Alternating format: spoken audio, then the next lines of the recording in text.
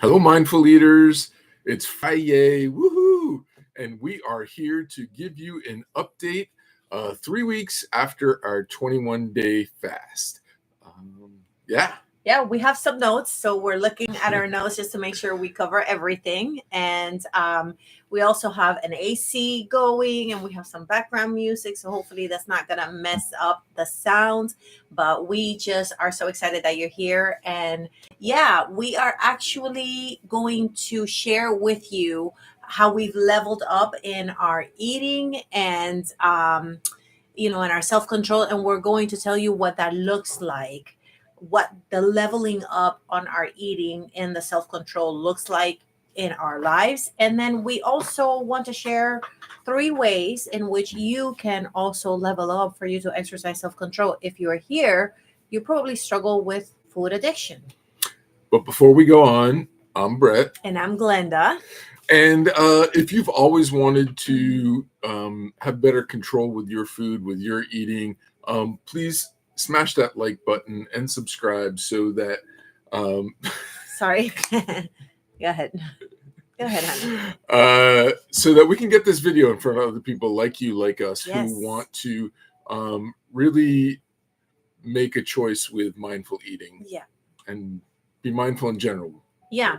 We also have a second channel at Influence for Purpose and at Influencia para Propósito. And what we do there, which we started this morning, is weekly prayer, because these times are perilous times. I found that word. I'm bilingual, so it is perilous times for some people. For us who are Christians, we see God's peace, and so we're praying for that, for God's peace, strength, courage, clarity during these perilous times. So if you want to join us there for that, we're there every Monday, every Friday morning, but the prayer is there in a playlist that we have prayers. So go check that out. But here we're not about that. We are about practicality. And so, specifically about overcoming food addiction, drug, alcohol. We have both overcome drug, alcohol. We've also overcome, drugs and alcohol, physical and spiritual challenges that are presented when we are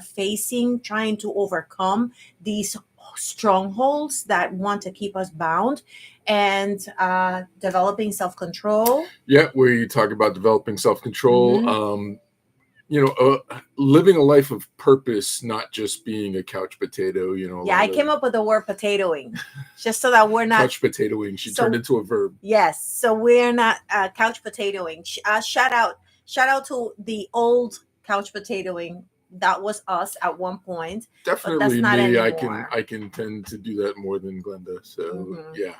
So if you refuse to be a couch potato anymore, go ahead and put in the comments, I refuse to be a couch potato. I'm gonna put it in the comments. Yeah. So where are we and what our update is? Indulging mindfully. One of the things that I have, before the fast, I was indulging mindfully, but I leveled up the mindful indulging.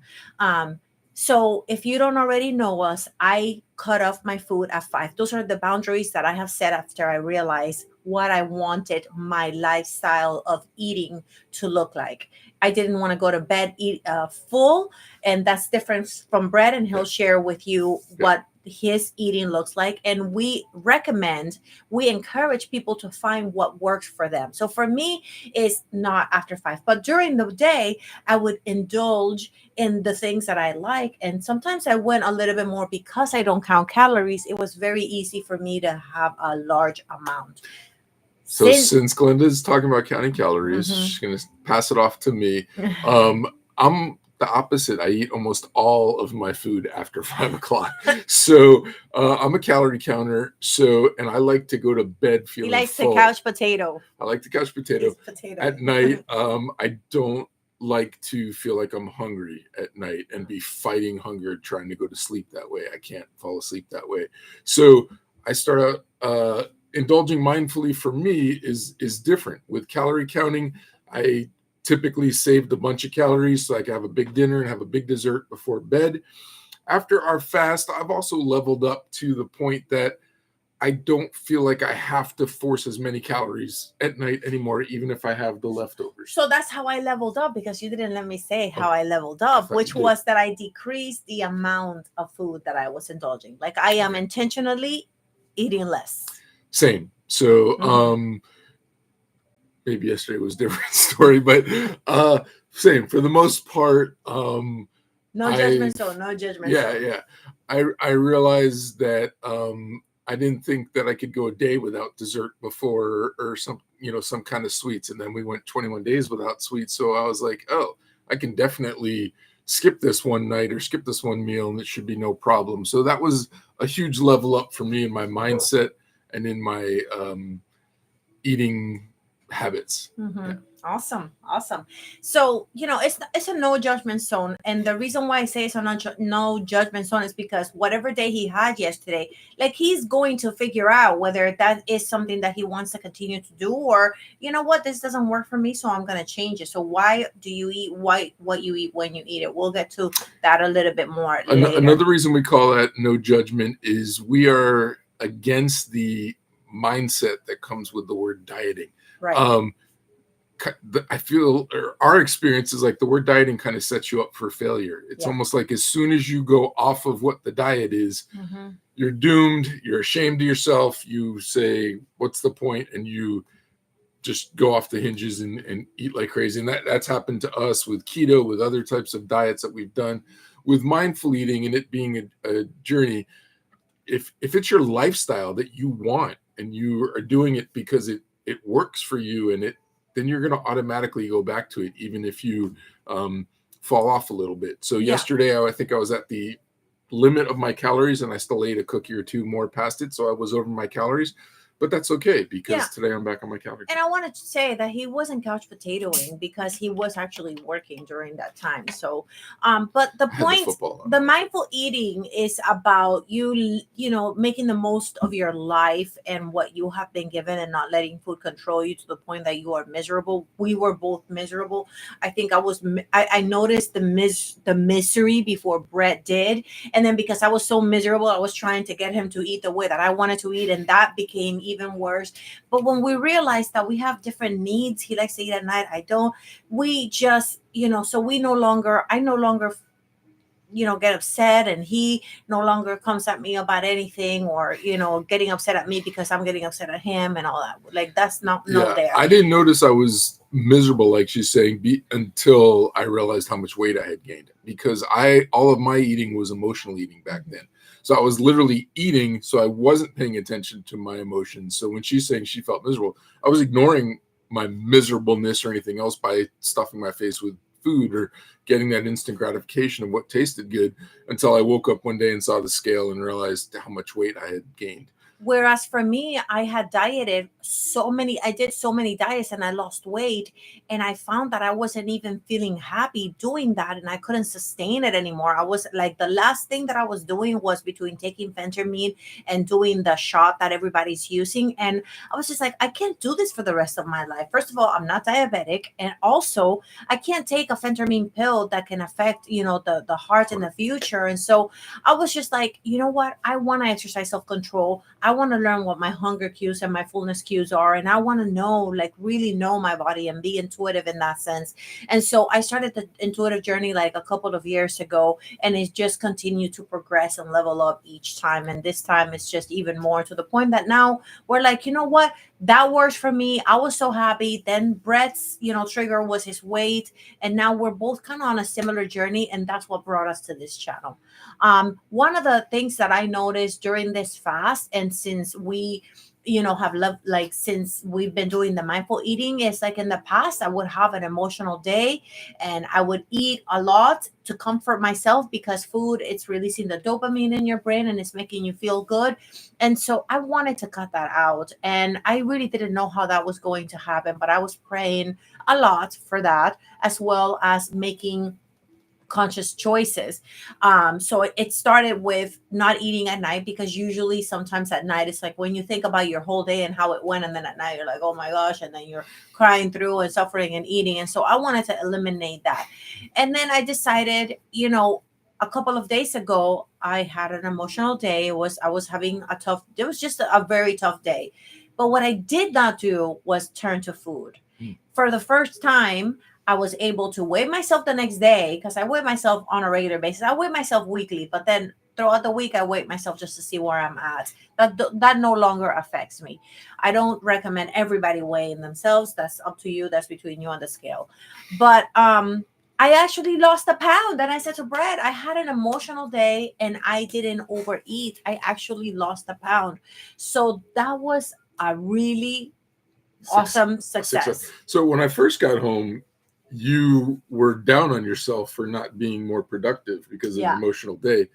But then when you told me you didn't go eat, I was like, this is a victory. We all have bad days. Don't be down on yourself that you weren't productive. Be positive on yourself that the eating side, the mindful eating, has kicked in and taken over on those kind of days. Exactly. So, small wins. You want to celebrate those small accomplishments, those small wins. You went a couple of days without overeating, or you went a couple of days and sticking to your calorie count like Brad does. Whatever it is that you do to make progress. Another benefit of the spiritual benefit. Now we're going to talk about the spiritual benefits of the 21-day fast, is that, before the fast, Brett and I tend to usually have our morning time, coffee and Jesus, we call it. And then we sit together with each other most days. It's not a perfect schedule. And I was like telling Brett yesterday, and discussing what we were going to talk about on this video. I was like, I feel like I haven't been spending time with Jesus. And then I was looking at my schedule and I was like, I have been having my regular schedule. So why do I feel like I haven't been spending time with Jesus? And it's because I am hungry more for Jesus. More than food, I am hungering for more time with Jesus. And so, I take notes in my Bible, and I journal, and I journal on my phone from time to time. And from time to time I do writing. I journal for years and writing every single day, but I hadn't done it regularly. And recently, this past week, I felt the Lord drawing me in at all times of the day to sit down and be quiet in his presence. And I was just like, when you eliminate distractions, which is the benefit of fasting, when you eliminate distractions of food, for him at one point it was video games, for me at one point it was social media, you hunger for the things that really truly satisfy you. And so that was something that I noticed, which I like, because after I finished the fast, I said to Brett, I am going to decrease my calorie intake. I'm not counting it, but by my sight, I know how much I'm eating. I'm going to decrease my calorie intake. Decreasing the food is increasing my hunger for Jesus, increasing my hunger for these true things. And that's not cliche. It really is something that is happening. And I am very happy. I'm here for it, like people say. And I'm going to take advantage of it, because I want to grow and flourish in what God has called me to. And for me, similar to the spiritual benefit, when we put aside the distractions, it just reminds me to focus on what's important. It's very easy for me to get caught up in the corporate world and striving and in finding satisfaction in how high I can achieve in the workplace or in salary or those types of things. Glenda mentioned previous alcohol and drug addictions that we had many years ago. And, during those times, you're trying those things to find satisfaction, fulfillment in your life, because regular day-to-day life isn't doing it. And so, besides those things, there's a million things that we've tried that just don't satisfy. And so the fast remind me to exercise gratitude for the things we do have, being present with friends, with family, not being selfish with our time completely and just trying to, like you said, veg or couch potato instead of being helpful. So, our social media platforms, we want to really inspire and encourage other people, make this world a better place, help you to be the best version of yourself, help us to be the best versions of ourselves. And so those types of things really came to the forefront. And during the fast, God revealed to me areas where I've had a lot of wrong thinking still, a lot of negative thinking, a lot of limiting beliefs, a lot of wrong mindsets, negative mindsets. So getting past all of those things. Yeah, Or exactly. facing them at least. Exactly. Confronting them. And I think one of the things, that food does is suppresses a lot of these things. So, and that's not just for food. Right now, Covers up the just like drugs or alcohol or right, anything. exactly. It temporary numbs you, covers up. Temporary numbs you. So, we wanted to share 3 things that you can do to practically address mindful eating, to level up. You're not diets, they want you to like cut it. And I've seen recently these last few shows. I like to watch I'm a YouTube junkie. And I was watching this guy that went to someone's house and went in and threw away a whole bunch of food for the person. And well, I think that's good. I have done that.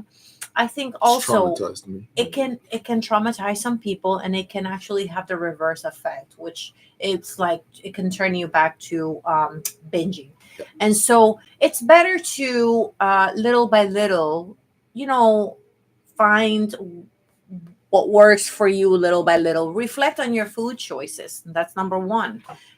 Ask yourself, what I have in my house, is it good for me? Do I want to continue to purchase this?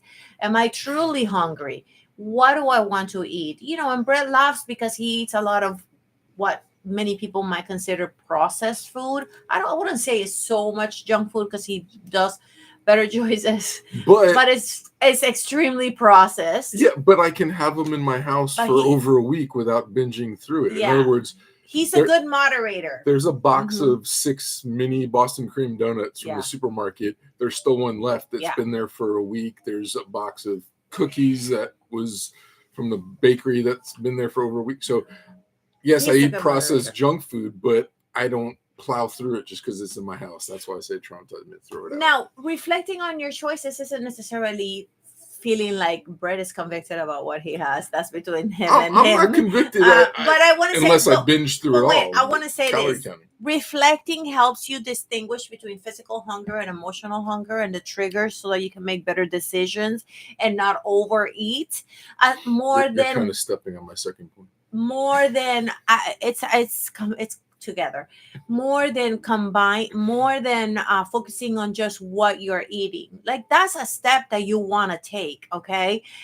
There was a time that I used to count calories. I counted calories for many years, and I would eat all kinds of food and measure everything. And I just grew sick of counting, and now kind of have an idea. But I started to recognize what foods were good for me, what foods were not, what foods were causing me to hunger more versus the food that didn't, so I know that eating bread for me makes me want to eat more. Eating too much sweet makes me want to eat more. But I want to say this. There was a time that I would tell Brett, hide all of your sweets. Hide them. Now, I don't not ever have them. I do have them from time to time, but I'm learning to become a moderator, because I'm not just turning to them and eating them all the time. You know what I mean? And even when I did have, for example, I brought a couple of chocolates from England that I love. They're called Marvelous Creations. If you're from England and you know about that chocolate, put it down in the description below. Say Marvelous Creation, yummy.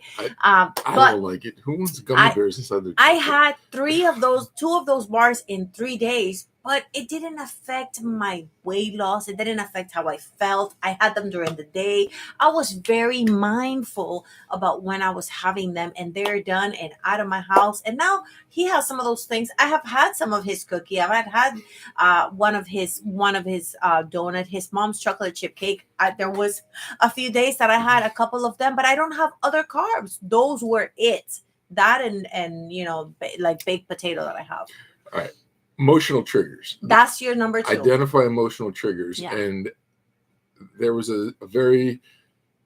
some common emotional triggers: stress, boredom, loneliness, anxiety. Yeah. All these types of things can cause mindless eating. Yeah. It's what I basically had all of those things going on for almost a 2-year period, where I had some family members in declining health that I was taking care of, and my weight skyrocketed. And so it's really important for me to identify the emotional triggers, because that's the quickest thing that'll cause me to binge through cookies or donuts or something else like that. I still enjoy those things, but I calorie count them, I moderate them. if I start going over my calories a bit, then I know that I need to look for what's the emotional triggers going on that I'm not paying attention to. And when you can pay attention to your emotions and process them in a healthy way, that's when the mindless eating stops. And that's when you stop relying on food for comfort, and you can break that cycle. In the description box below, where if you go down, it says more, you click on it. There is a study by Randy Garris that opened our eyes about this and really helped us turn the corner. And so I put that study there in case it's something that you want to watch. And the third thing is keep a daily food log. I'd say that I counted calories for many years, and then I don't do it anymore. But it helped me to count for all those years because now I kind of know about how much I'm eating. Like I can kind of look at a plate and I can kind of guesstimate approximately, and I'm pretty close. Not just about the calories, but also the macros because I was counting macros. And so keep a daily food, maintain a journal, but not just how much food you're eating, because when I remember when I started counting calories, I was like, oh my gosh, I'm eating like 4,000 or 5,000 calories of and then you wonder, why am you think I'm not eating a lot, and then you start to track and it's like, oh my gosh, I am eating a lot. And that's no wonder I'm putting on weight, or no wonder why I'm not losing. Sometimes you think you're eating healthy, but you're eating too much. Salad dressing. That ruins any salad. Oh my gosh. It's like incredible.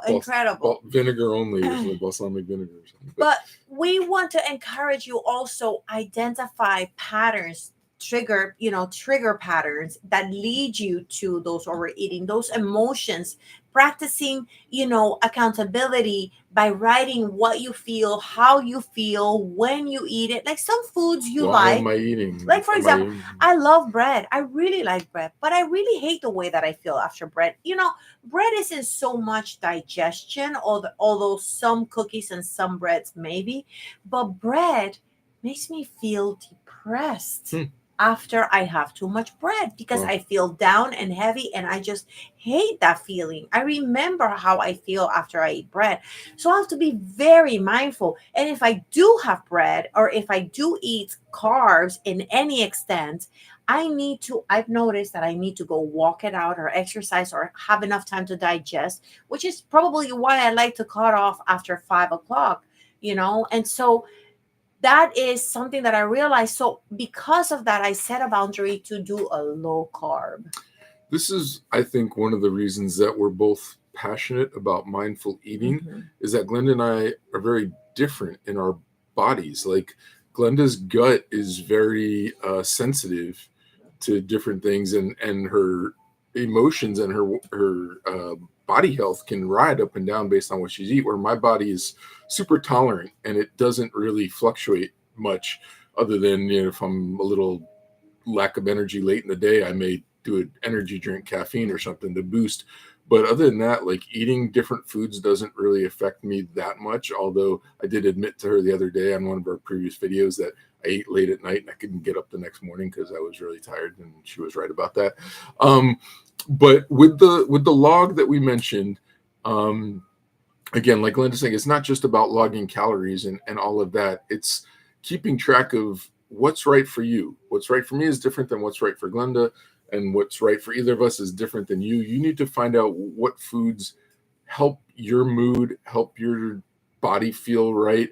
We're not advocating any kind of diet. We're advocating mindful eating so that you're motivated to eat that way because it helps you feel your best, and it's achieving whatever goals you may have, weight loss or energy increase or any of those things. So I personally use an app like Lose It, where I can count my calories. I finally have the paid version. I use the free version for years, so you don't need a paid version, and I don't have a link because I'm not an affiliate or anything. But if you have the paid version, it has a very handy thing of like a barcode scanner. Well, I don't even count the macros. Oh, okay. But a barcode scanner. So every single food that I have at the store, because I eat a lot of processed stuff, because it has the calorie count right on the side for me, just scan the barcode and it puts it in there for me. But I like the macros part because I like to see whenever I had higher protein and higher fat, if my hunger cue, like my hunger levels were more or less depending on how much macros I ate. So I don't just count want to put that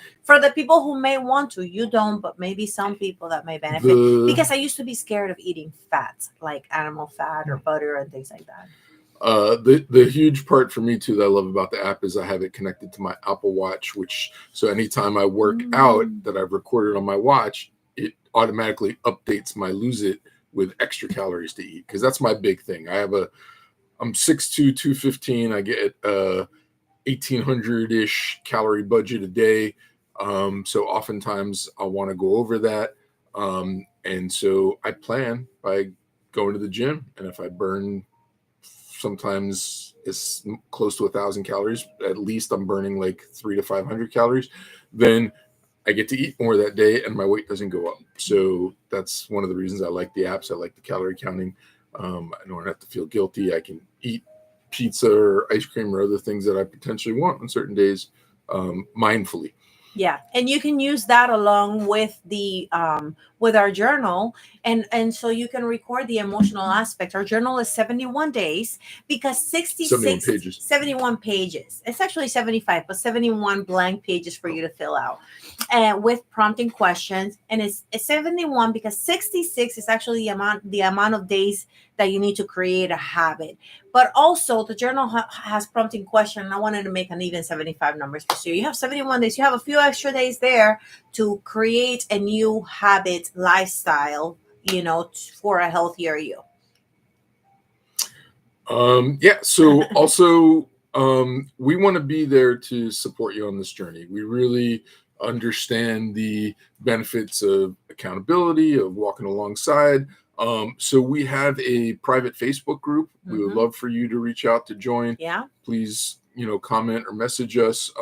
You can share your entries. You can share your log entries there, and then we can, help respond and give, share ideas on how you can tackle this, how you can tackle that.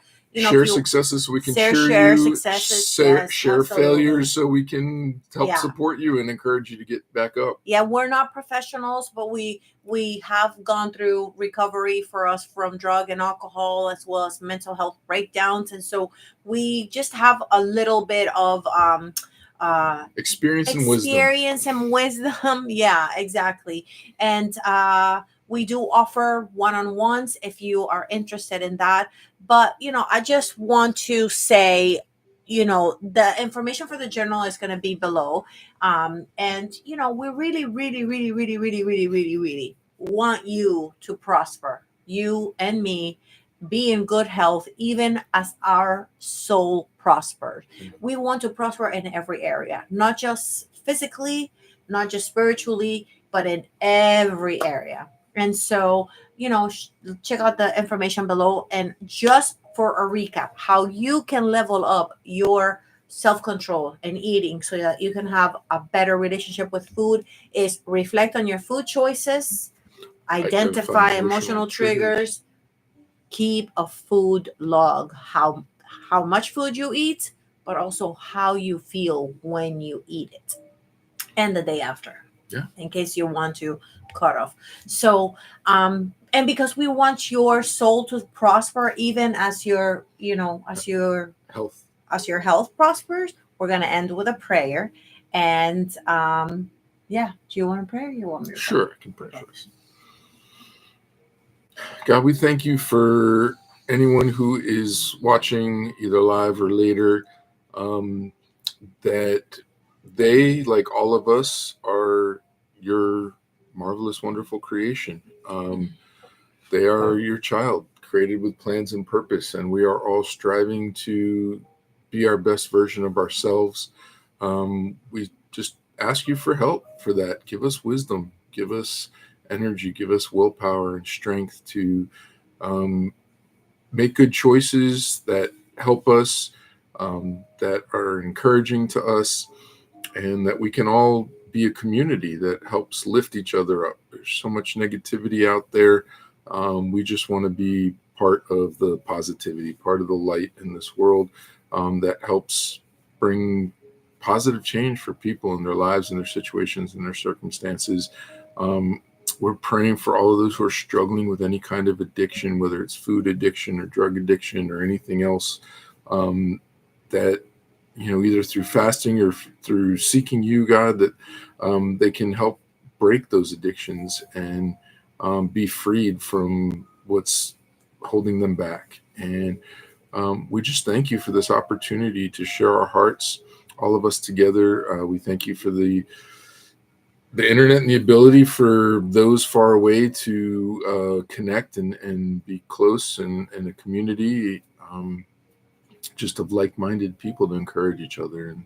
And so we just lift up everyone who's in earshot of this, and we pray that you bless them, and we thank you.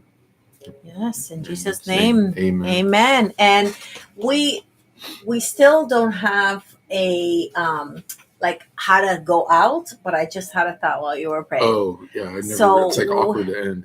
Right. It's always an awkward end. So we're going to use the same end we use for influence for purpose. But before that, we're going to say, be a mindful eater. Go mindfully eat. Be a mindful eater. Okay. And let God bless your day. Got it. What do you think? All right. So I'll start. Be a mindful eater. Make mindful eating choices. No, be a mindful eater. Be a mindful eater. Okay. Go ahead. Do it again. Be a mindful eater. And let God bless your day.